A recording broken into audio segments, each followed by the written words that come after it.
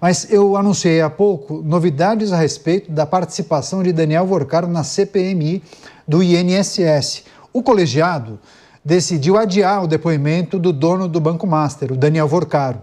Quem acompanha essas movimentações, está apurando essas notícias, é o André Anelli, que chega ao vivo aqui em Os Pingos nos Is. Anelli, seja bem-vindo, uma ótima noite a você. Conta para a nossa audiência, já tem algum prazo para essa oitiva? E o que motivou essa mudança, hein, Anelli? Bem-vindo. Obrigado, Caniato. Muito boa noite a você também e a todos aqui nos Pingos nos Is, na Jovem Pan. Essa mudança de data do depoimento de Daniel Vorcaro à CPMI, a Comissão Parlamentar Mista de Inquérito das Fraudes no INSS, esse depoimento foi mudado para o dia 19 de fevereiro, ou seja, 2 semanas após o que era anteriormente previsto, só depois do Carnaval, então, por conta, de acordo com o senador Carlos Viana, de problemas de saúde do banqueiro. O banqueiro, então, teria apresentado problemas de saúde que não foram especificados, assim buscou o Supremo Tribunal Federal para que houvesse um habeas corpus e que ele pudesse se ausentar, não comparecer à Comissão Parlamentar Mista de Inquérito. No dia de hoje, mais cedo, Carlos Viana, que é o presidente da CPMI, esteve em uma reunião com Dias Toffoli no Supremo Tribunal Federal para tratar desse e de outros assuntos paralelos, então, ao colegiado, e ficou definido que Daniel Vorcaro vem sim ao Senado Federal para prestar esse depoimento à CPMI, mas 2 semanas depois do previsto, apenas no dia 19 de fevereiro, para que então ele tenha condições de saúde e possa fazer esse comparecimento. Foi um acordo entre a defesa de Daniel Vorcaro e também a CPMI, acordo esse intermediado pelo Supremo Tribunal Federal, justamente para que Daniel Vorcaro não acabe apresentando nenhum tipo de habeas corpus daqui a 2 semanas para adiar novamente esse depoimento prestado ao colegiado. De acordo com Carlos Viana, se houver mais um pedido de adiamento ou se for impetrado um novo habeas corpus junto ao STF para que Vorcaro não compareça, aí pode haver a possibilidade do pedido de uma condução coercitiva para que Daniel Vorcaro seja obrigado, então, a prestar depoimento a esse colegiado na data prevista do dia 19 de fevereiro. Lembrando que o que os parlamentares querem apurar é a contratação de cerca de 250 mil créditos consignados junto a aposentados e pensionistas. Esse era o volume de contratações dessas pessoas junto ao Banco Master e que acabaram então sendo lesadas por conta daqueles descontos indevidos, muitas vezes, a maioria das vezes, desconhecidos por parte dos beneficiários, sejam eles aposentados ou pensionistas. Não tem nada a ver com a investigação da Polícia Federal, que nesse momento apura a emissão de cerca de 50 bilhões de reais em CDBs, em certificados de depósito bancário, que eram muitas vezes prometidos com rendimentos acima do que é praticado pelo mercado, e também não tem nada a ver com aquele volume de cerca de 12 bilhões de reais numa carteira de crédito fraudulenta, que nem mesmo pertencia ao Banco Master e que foi vendida ao Banco de Brasília, ao BRB. São apurações distintas e aí, então, com esse comparecimento de Vorcaro, o que os parlamentares querem é realmente fazer com que sejam dadas explicações a respeito da contratação do crédito consignado com aposentados e também com pensionistas. Portanto, Caniato, você que está aqui acompanhando a Jovem Pan, esse depoimento agora, que antes estava previsto para o dia 5 de fevereiro, depois de amanhã, quinta-feira, foi adiado 2 semanas depois, vai acontecer no dia 19 de fevereiro, também numa quinta-feira. Para depois de amanhã, para o dia 5, então, vai haver o depoimento de Gilberto Valer Júnior, ele que é atual presidente do INSS, junto à CPMI, que apura os desvios, os descontos indevidos nas aposentadorias e pensões. No lugar, então, esse depoimento de Gilberto Valer Júnior, daquele que aconteceria com Daniel Vorcaro. Caniato. Anelli, só mais 30 segundos, rapidamente, só uma questão importante para a gente privilegiar a audiência rotativa da Jovem Pan. A comissão deve ouvir Vorcaro na condição de testemunha ou de investigado? 30 segundos só para a gente fechar.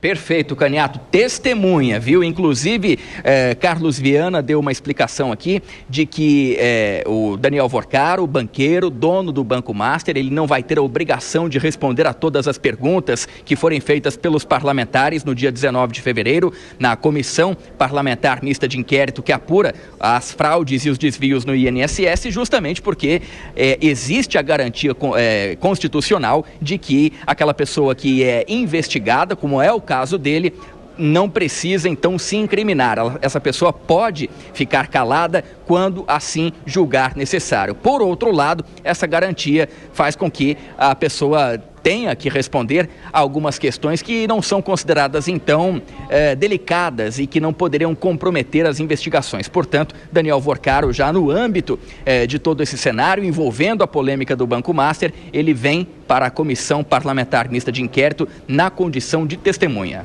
Legal, André Anelli segue monitorando esse assunto. Ele volta ao longo da programação com outras informações e outros destaques. Obrigado, André. Bom trabalho para você. Voltamos a conversar. Eu me despeço agora de parte da rede que ficará agora com a sua programação local. Mas nós seguimos aqui com os nossos comentaristas. Essa informação é importante, é relevante. O depoimento à oitiva de Daniel Vorcaro à CPMI do INSS, na condição de testemunha. Essa oitiva acontecerá após o Carnaval. A comissão justamente quis evitar o habeas corpus preventivo. E eu vou trazer o Bruno Musa, porque a gente tem um grupo de notícias, né, que a gente troca as informações, e o Bruno Musa trouxe essa informação há pouco, né, Bruno? Há inclusive uma grande expectativa para as falas, o depoimento de Daniel Vorcaro a essa investigação que trata das irregularidades que envolvem o INSS. Então, nada a ver com a gestão fraudulenta do Master. Mas, quando tem deputado na comissão e senador, vai saber se não sobra uma pergunta para o Daniel Vorcaro, né? Sempre tem uma alfinetada aqui, outra acolá. Mas se nós nos dedicarmos somente às questões que envolvem a fraude do INSS, acha que Daniel Vorcaro poderia colaborar com várias informações, Bruno? Todas as informações podem mudar, né? A opinião dele pode mudar de acordo com a água que vai subindo e chegando cada vez mais em cima, e quanto menos ele consegue respirar, mais dificuldade de sair, obviamente mais pressão ele começa a colocar. Olha, vale lembrar que aqui tem peixes graúdos envolvidos. A gente fez o link ontem com a operação da Polícia Federal em agosto do ano passado, que envolveu inclusive lavagem de dinheiro para o crime organizado. Então, nós estamos falando de algo realmente grande e mexendo com um dos poderes que hoje, infelizmente, representa algo bastante grande dentro do Brasil e que não tem o menor tipo de escrúpulos. Se essa pressão continuar crescendo de todos os lados, olha, mesmo que ele venha a público hoje dizer que não está negociando uma delação premiada, nem trazer nomes de peixes grandes envolvidos nisso, eu acho que facilmente você consegue mudar de ideia, dependendo se ele negocia algum tipo de proteção à família, proteção à própria vida.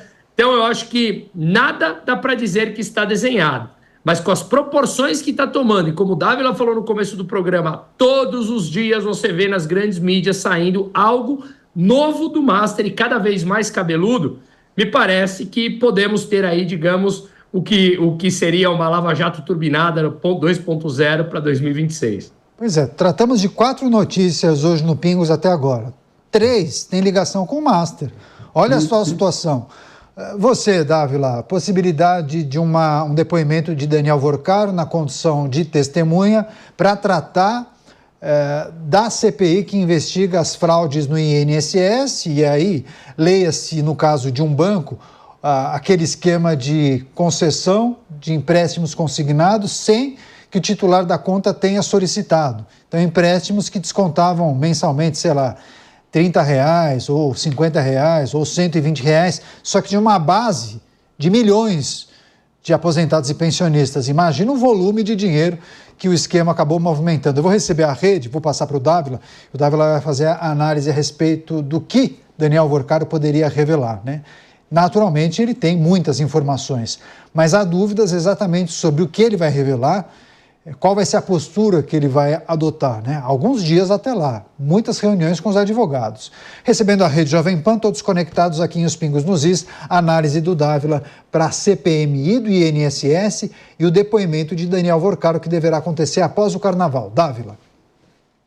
Não deveremos esperar muito desse primeiro depoimento de Daniel Vorcaro como testemunha na questão do INSS. Aliás, se nós dividirmos a conta do roubo no INSS, tem duas contas, né, Caniato? Uma que é divulgada, que é uma estimativa entre 6 a 8 bilhões de reais, que foram os descontos indevidos, aquele envolvendo sindicatos, tal, que a gente já conhece. Mas tem uma outra projeção de mais de 90 bilhões de reais, que são os descontos indevidos dos consignados. E é este o montante que nós provavelmente estamos tratando no Banco Master. Então, o que vai acontecer no testemunha? Ele vai, evidentemente, dar respostas mais vagas possíveis, não vai envolver nome de pessoas, pode dar algumas deixas, dizendo que se o negócio apertar, que ele pode falar mais.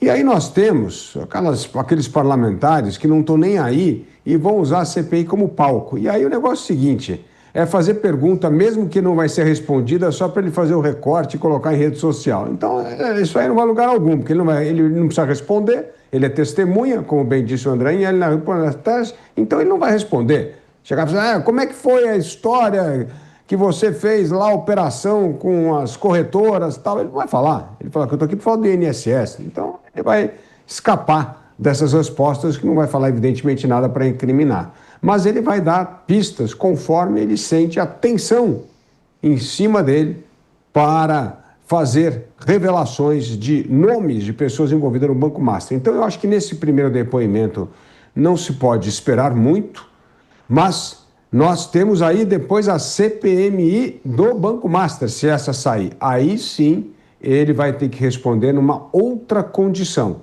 Portanto, isso aqui é uma minissérie. Esse é o primeiro capítulo da minissérie aqui, não vai acontecer muita coisa, tal, mas isso aqui vai escalando conforme anda a carruagem. Pois é, nessa minissérie, qual será o final, hein? Final feliz ou um final melancólico? Você, Mota, expectativas para esse depoimento na CPMI do INSS? Isso é uma minissérie. E começa pelo fim. Começa pela pizza. Olha, vai tudo acabar em pizza. Ou alguém pensa diferente? Se vocês quiserem, a gente pode fazer uma aposta aqui. Eu acho que vai acabar em pizza. Eu acho que nenhum dos responsáveis vai ficar preso, como deveria acontecer, como acontece, por exemplo, nos Estados Unidos, como aconteceu com Bernard Madoff. A gente sempre fala isso aqui, deu um golpe no mercado financeiro americano, pegou 150 anos de cadeia, meus amigos, e cumpriu, morreu na cadeia aos 82 anos.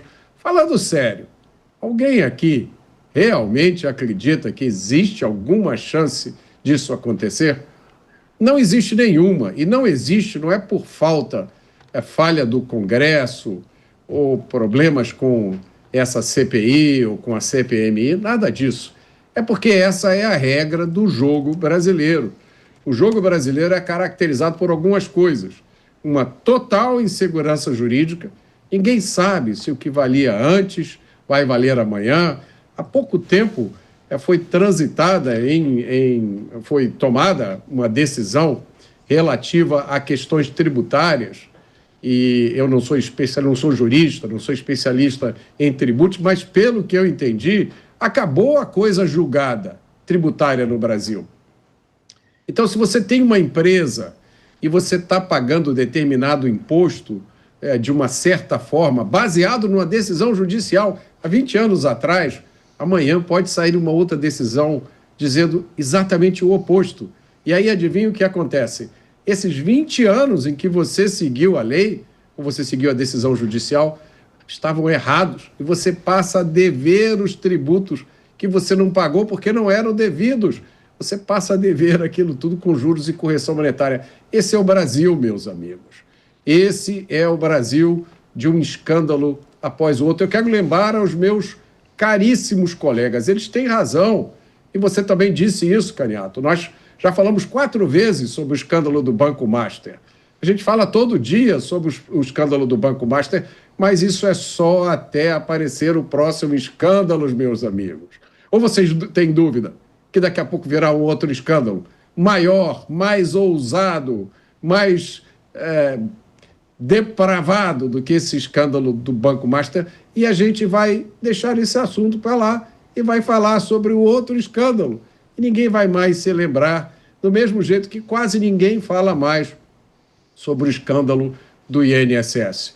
Desculpe a minha falta de esperança, mas se a gente não encara a realidade do jeito que ela é, a gente acaba se apegando a fantasias. E aí o resultado é que nada muda. Mas eu vou embarcar na tese do Mota, viu, Musa? Eu quero usá-la como uma provocação para nós refletirmos se dá para pensar em um cenário de pizza ou um cenário de engavetamento de uma investigação como essa, porque Daniel Vorcaro chegou a ficar preso. Ficou preso 12 dias, pois ele conseguiu uma domiciliar. Hoje em dia ele está em domiciliar, salvo engano, com tornozeleira eletrônica. E aí eu queria que você refletisse, esse caso Master e os vários tentáculos, né, que a gente pode analisar a situação que envolve a gestão fraudulenta, mas tem também a outra faceta que se conecta aos fundos de previdência. Poderíamos falar também de uma outra ligação com as fraudes no INSS e tantas outras que nós poderemos enumerar aqui com o avanço das investigações. Você acha que esse caso não cresceu demais para ser engavetado ou lá na frente, simplesmente na caneta, arquivarem as investigações, Musa? Veja, Caniato, em um país normal, eu acho que sim. Aqui no mercado financeiro, na parte de investimentos, a gente fala o seguinte, seja na análise da carteira dos clientes ou para o cenário econômico, a gente fala de cenário otimista, cenário base e cenário pessimista. De fato, se olharmos o que o Mota tem falado ao longo dos últimos anos, qual é o cenário base do Brasil para acreditarmos em algum tipo de punição? O cenário base praticamente é nulo. Nós vimos delações sendo anuladas com provas concretas, dinheiro devolvido por pessoas que assumiram o roubo e o dinheiro foi devolvido porque depois foi cancelada a delação, falando, não, esse dinheiro não foi de roubo. O cara assumiu que roubou, mas não, foi tudo cancelado. Nós vimos uma série de processos que simplesmente viraram pó, escalaram de forma impressionante, não apenas no Brasil como no mundo. A Lava Jato teve seus tentáculos na Suíça, por exemplo, teve seus tentáculos no Paraguai, em vários outros países, nos Estados Unidos, onde as punições continuam, mas aqui foi cancelado. Então, infelizmente, eu concordo com o Mota. O que talvez no lado emocional me dá esperança é aquilo que eu venho falando. Mexeu com um dos grandes pilares, que é o pilar dos bancos, que tem uma importância muito grande dentro do Brasil e comanda financeiramente uma das, não sei se tripé ou 4 pés ou o que quer que seja, os poucos pés que comandam essa república. E aí, um deles é o poder dos bancos. Estamos falando de mais de 50 bilhões de reais aí que esses bancos terão que arcar com eles através do Fundo Garantidor de Crédito. Talvez aí resida a minha única esperança em meio a tudo isso. Mas, infelizmente, eu concordo com o Mota. Qualquer problema que aconteça no Brasil, para mim, o cenário base é de impunidade. E, principalmente, quando há grandes peixes envolvidos de todos os lados, é mais como um acordão. Sentemos em volta da mesa e vamos traçar e até mesmo criar a próxima crise, para que essa seja simplesmente esquecida. É interessante isso. Dávila, o fato desse episódio esbarrar em um segmento tão prestigiado e respeitado do mercado, como o setor dos bancos, isso não garante, em tese, uma lisura ao processo de investigação? Ou você teme, olhando no retrovisor, que a gente veja um cenário parecido com o que aconteceu com a Lava Jato? Caniato, nós temos de olhar essa questão sob 2 prismas. Primeiro eu vou pegar aqui o caso do Mota, que ele tem razão. É uma frustração para quem é um cidadão de bem ver tantos escândalos se acumulando e acabando em pizza. Isso é verdade, isso acontece no Brasil. Mas, agora o meu lado otimista. Meu lado otimista é que esses casos ajudam a aprimorar fiscalização e regulação em instituições sérias, como é o caso do Banco Central. Não há dúvida que o Banco Central está olhando com lupa para esse caso Master, porque ele tomou bola debaixo das pernas, num caso importante. Então, quando a instituição é séria, não é um caça às bruxas, pegar lá o culpado, colocar a foto dele no camburão, não é isso. Assim, bom, vamos entender o que está errado, o que a gente precisa melhorar como instituição. Então, eu entendo que o aprimoramento do Banco Central como um órgão responsável pelo setor financeiro, pela fiscalização das instituições, vai melhorar e muito. Acho que o caso Master vai ser assim um grande sinal de alerta. Agora, isso é manchete de jornal? Não, não é. Mas ajuda a trazer estabilidade para o sistema, previsibilidade das regras e confiança. E isso é ganho, sim. É um ganho incremental importante. Então, quando nós temos, e felizmente no setor financeiro, nós temos uma instituição séria, independente, de técnicos preparados, que é o Banco Central, eu tenho certeza que eles já estão ali repensando várias das regras do jogo, da regulação, para que isso não ocorra. Então, o sistema financeiro brasileiro melhorou muito ao longo dos tempos por causa desses outros escândalos bem dito pelo Musa aqui. Depois do Plano Real, quando nós fechamos vários bancos no Brasil, isso melhorou a fiscalização, isso melhorou a apuração de banco, porque naquela época da inflação era difícil controlar banco, porque a inflação encobria todos os problemas do sistema financeiro.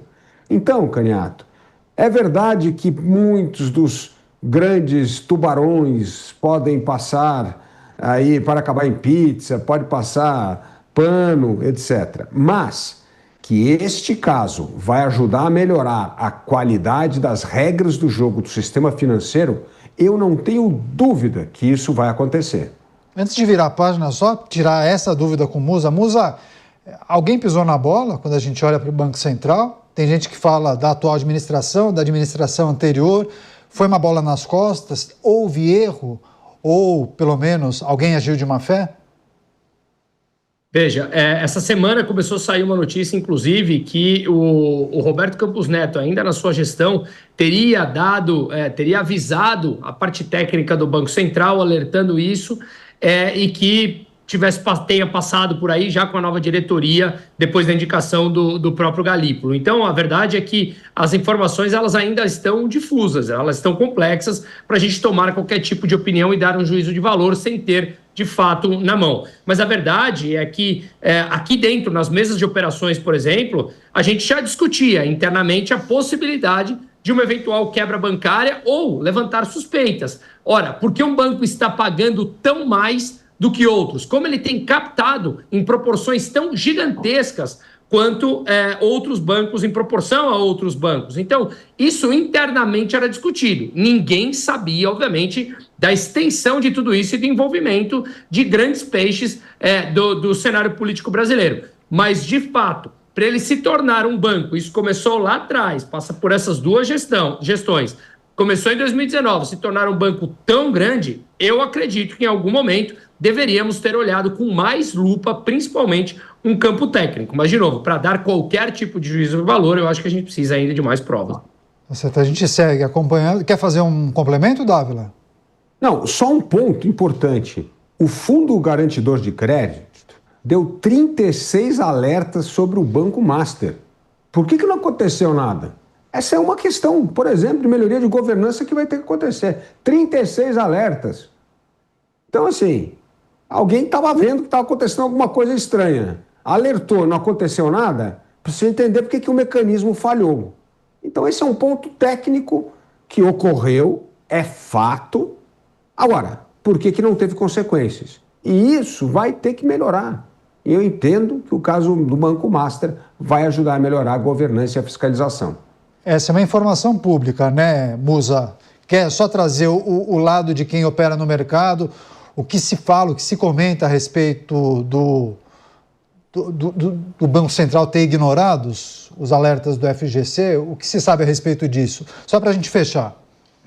As divulgações, as discussões, melhor dizendo, elas são de todos os lados. Obviamente, tem gente que acredita que houve leniência por parte da gestão anterior do Roberto Campos Neto, mas que ela se tornou de uma maneira muito expressiva, porque, de fato, já foi na gestão agora do Galípolo que os números se tornaram proporções gigantescas, mas não é porque eu sou um grande admirador do Roberto Campos Neto que a gente tem que fechar o olho que isso aconteceu lá de trás. Então, eu acho que essas análises são extremamente importantes e o que o Dávila falou é totalmente verdade. Agora, por que é que deixaram passar? Também não dá para deixar tudo na mão de uma pessoa. Nós temos campos técnicos lá dentro, diretorias, pessoas envolvidas, que avisos como esse não deveriam passar. Agora, uma coisa me parece clara, as regras do FGC, elas devem mudar em breve. Afinal de contas, ele foi criado em 1995, o sistema financeiro se adaptou e se atualizou, e as regras continuam exatamente as mesmas lá de trás. Alguma coisa muito errada está aí, né?